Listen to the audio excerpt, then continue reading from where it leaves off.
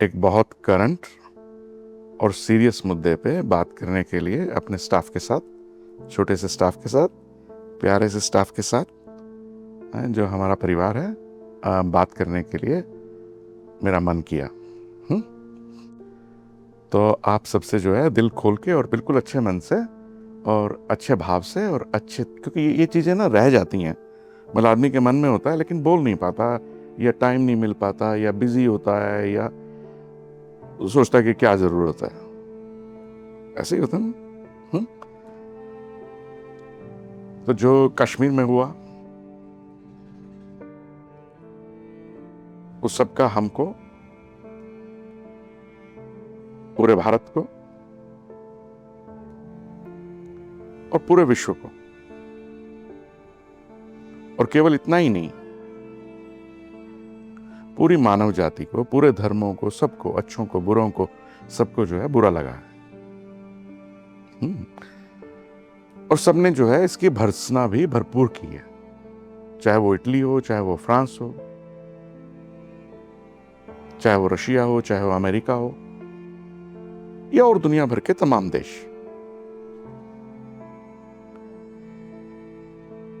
और हमें भी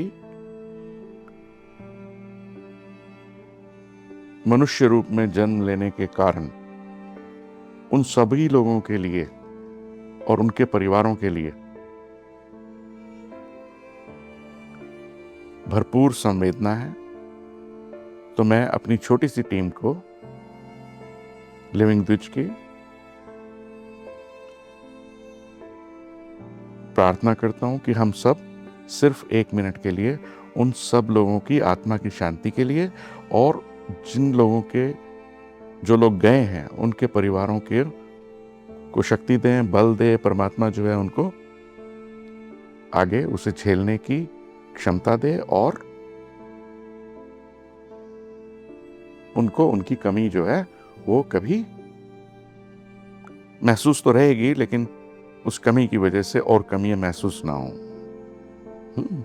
तो हम सिर्फ 1 मिनट के लिए अभी आंखें मीच के सब लोग जो है प्रार्थना कीजिए। अपने अपने जो भी आपके इष्ट हैं उनसे कहिए कि जिन लोगों ने ये किया है उनकी ट्रेनिंग गलत थी, उनकी सोच गलत थी, उनके इरादे गलत थे, क्योंकि उनको उस ढंग से सिखाया गया है।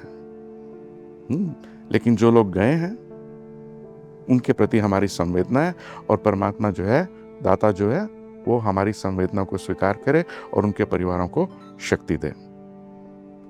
ठीक है, सिर्फ 1 मिनट के लिए।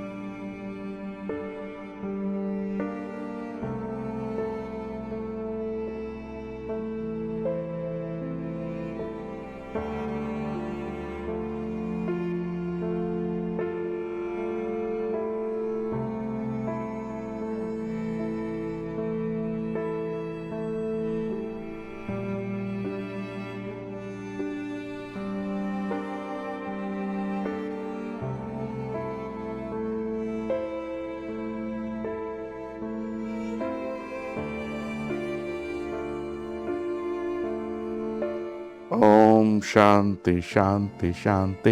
बोलिए।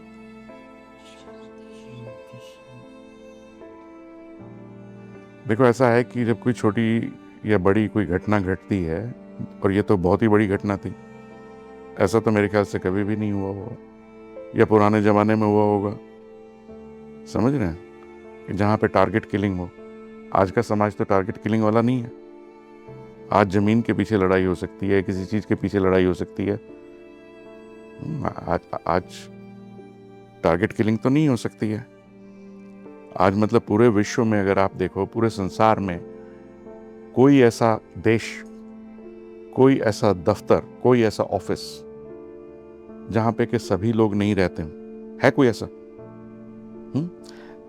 इवन एम्प्लॉयर्स, छोटे या बड़े, बड़ी कंपनियां, छोटी कंपनी, कभी ये सोच के रखती हैं कि भाई ये ईसाई है, ये हिंदू है, ये मुसलमान है, ये भाई तुम कोई मंदिर थोड़ा भी चला रहे हो, समझ रहे हो? तो आज की तारीख में कभी भी किसी की भी इस दुनिया में एक दूसरे के बिना जो है वो पूर्ति नहीं हो सकती। लेकिन जो लोग कर रहे हैं वो, उनका मकसद क्या है वो शायद उनको भी नहीं पता, क्योंकि मकसद वही है बेसिकली। उनको शिक्षा वैसी मिली है, और शिक्षा किसने दी है बताइए? शिक्षा उन लोगों ने दी है जिनको शिक्षा देने से, उस शिक्षा को देने से कुछ फायदा होता हो। बेसिकली जो सबसे ज्यादा नुकसान मानवता को किया है वो किसने किया है? संस्थागित धर्मों ने किया, ऑर्गेनाइज्ड रिलीजन्स ने किया। ऑर्गेनाइज्ड रिलीजन से कोई मतलब नहीं है ना। रिलीजन का क्या मतलब है? जो हम बात करते हैं, ये जो मेरे वीडियोस के अंदर है, अगर तुमने देखा होगा, रिलीजन का मतलब क्या है? रिलीजन का मतलब स्वभाव है बेसिकली। रिलीजन का मतलब है जो तुम्हारे नेचुरल संस्कार। जैसे मैं बोलता हूं कि अगर तुम सड़क पे जा रहे हो, सड़क पे जा रहे हो, रास्ते में बिल्ली आ गई और कार जा रही है, और कि बिल्ली जो है उससे टकरा भी कार से और बिल्ली मर गई, और तुमने देख लिया, तुम्हारे मुंह से क्या निकले? यही होगा ना। अब बिल्ली कोई तुम्हारे रिश्तेदार तो है नहीं ना, तुम्हारे घर से आई, कर वो तुम्हारा नेचुरल संस्कार है, वो तुम्हारा स्वभाव है। उसको क्या बोलते हैं? करुणा।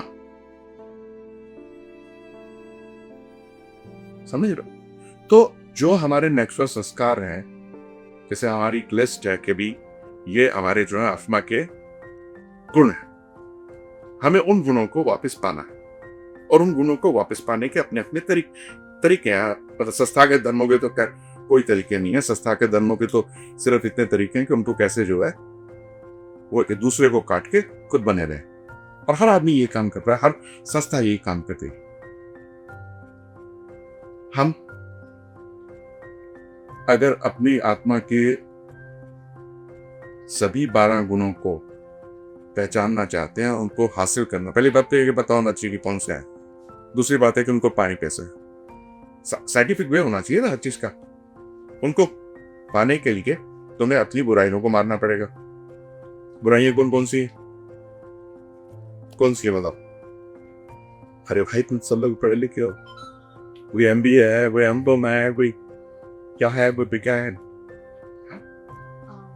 काम, क्रोध, लोभ, मोह, अहंकार, ठीक है ना? ये सब हम बचपन से पढ़ते हैं, ठीक है, बेसिक बुराई है। लेकिन मेरा जो रियलाइजेशन है, जो भी है, हमने 12 बुराइयां बनाई हैं कि ये 12 बुराइयां हैं, इनको मारो। और 12 बुराइयों को भी तुम एक साथ नहीं मार सकते, एक दिन से संतरी बन जाओगे, एक एक करके मारो। उसमें काम, क्रोध, लोभ, मोह, अहंकार भी हैं, लेकिन एक सीक्वेंस है, एक साइंटिफिक वे है। निराशा सबसे पहली, उसको मारो, कुछ नहीं होने वाला। तुम अगर पैदा नहीं होते तो भी कुछ नहीं होता, तुम नहीं होगे तो भी कुछ नहीं होने वाला। सबसे पहले तो निराशा को मारो। डर, लालच, आलस्य, ईर्ष्या बिना बात की, दूसरे से जलन। लोग किस लिए खुश नहीं है? क्योंकि दूसरा खुश है। अपेक्षा, एक्सपेक्टेशन सबसे बड़ी बीमारी है, लेकिन मुश्किल वाली है छोड़नी, इसलिए इसका नंबर लेट आया है। पहले से शुरू करना है। निराशा सबसे इजी है मारना। डर, आलस्य, लालच, ईर्ष्या, उसके बाद अपेक्षा, और फिर उसके बाद शक, बिना बात का शक। आधी दुनिया इसी से परेशान है। और उसके बाद काम वासना। काम नहीं बोल रहा हूं, काम वासना बोल रहा हूं, जिसमें हर आदमी 24 घंटे जी रहा है। हर आदमी तो नहीं, बहुत सारे। दिखावा, वो भाव खत्म हो जाना चाहिए, क्योंकि कोई तुम्हें देखता नहीं है, तुम्हें लगता है कि तुम्हें देखता है। एक इंग्लिश में कहावत है, nobody takes you seriously except you. तुम ही खुद को सीरियसली लेते हो कि यहां दूसरे मेरे को देख रहे हैं। अहंकार, कौन से नंबर पे आया? 10वें पे। मुश्किल चीज है, बहुत मुश्किल चीज है। और जिस दिन अहंकार को मार लोगे उसके बाद काम करना क्रोध पे, बहुत इजी हो जाएगा। गुस्सा आएगा लेकिन इजी हो जाएगा, क्योंकि अहंकार नहीं रहेगा तो इजी हो जाएगा। और सबसे लास्ट में क्या है? 12वां, मोह। मोह समझते हो? सब कुछ मर जाएगा तो भी मोह नहीं मरेगा, अपने जीने का मोह। कोई ऐसा जानवर, कोई ऐसी चींटी, कोई ऐसी छिपकली, कोई ऐसा सांप, कोई ऐसी मूवमेंट करने वाली चीज दुनिया में है जो अपनी मौत से नहीं डरती? है कोई? मक्खी, मच्छर। अगर हम मनुष्य होते हुए भी, जो कि उच्चतम सर्वोच्च चेतना है, हम भी अगर वही सब कुछ कर रहे हैं जो दूसरे जानवर और कीड़े मकोड़े कर रहे हैं, क्या फर्क है? तो जीने का मोह नहीं मरेगा। और जिसने जीने का मोह छोड़ दिया उसके बाद भी एक और मोह है कि परमात्मा से मिलने का, कि मेरे को तो परमात्मा को पाना है, मेरे को तो मोक्ष को प्राप्ति करनी है, मेरे को तो उस सर्वोच्च सत्ता में लीन होना है। वो एक और बड़ा मोह। समझ रहे हो? तो सबसे लास्ट में मैंने मोह को रखा है। ये 12 बुराइयों पे जिस दिन अपने आप को विजय पाओगे, अपने आप, आपके जो 12 गुण हैं आत्मा के, वो आपको, आपका स्वभाव है, वो स्वतः आपको मिल जाएगा। और जिस दिन आपने स्वयं को पा लिया उस दिन परमात्मा दूर नहीं है। अब हमारे यहां भी मान लीजिए अलग अलग धर्मों के लोग काम करते हैं, अलग अलग विश्वास के लोग काम करते हैं, अलग अलग ईष्ट हैं आपके। तो आप कहेंगे ये ठीक है, वो ठीक है, ये ठीक नहीं है, वो ठीक नहीं है। तो इन सब का कोई मतलब नहीं है। और हमें अपने यहाँ सौहार्द बना के रखना है। ठीक है? ये चीज जो है मेरे लिए बिल्कुल लास्ट है, बिकॉज इसके लिए मैंने दुनिया छोड़ी है, अपना परिवार छोड़ा है, अपने सब ऐशो आराम छोड़े हैं, अपने आप को पूरा चेंज किया है। ठीक है? ये चीज बिल्कुल बर्दाश्त नहीं है कि आप किसी भी दूसरे विश्वास को विश्वास ना माने, क्योंकि आपका जो विश्वास है वो आपका विश्वास है, वो इसलिए है क्योंकि आपकी जो है पालना ऐसे हुई है, सोसाइटी की कंडीशनिंग है, उस वजह से आप ऐसे हैं। आपने नहीं चुना था कि आप ऐसे हों, आपने नहीं चुना था कि आप हिंदू हो या मुस्लिम हो या सिख हो या ईसाई हो या बुद्ध हो या जैन हो। आप हो गए, which was not your choice. और इसी तरह से जो दूसरा है, जो दूसरी चीज को मानता है, उसकी भी कोई चॉइस नहीं थी, उसकी भी सोसाइटी की अपब्रिंगिंग है, कंडीशनिंग है। So let's appreciate and let's enjoy.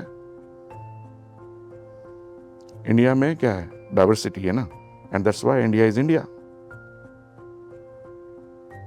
Right? So let's pray for these people who died unnecessarily, right? And those who killed, let's understand that, they were trained, they were misguided, they were evil in the sense that they did not have any brain, and even if they had, they didn't use it properly.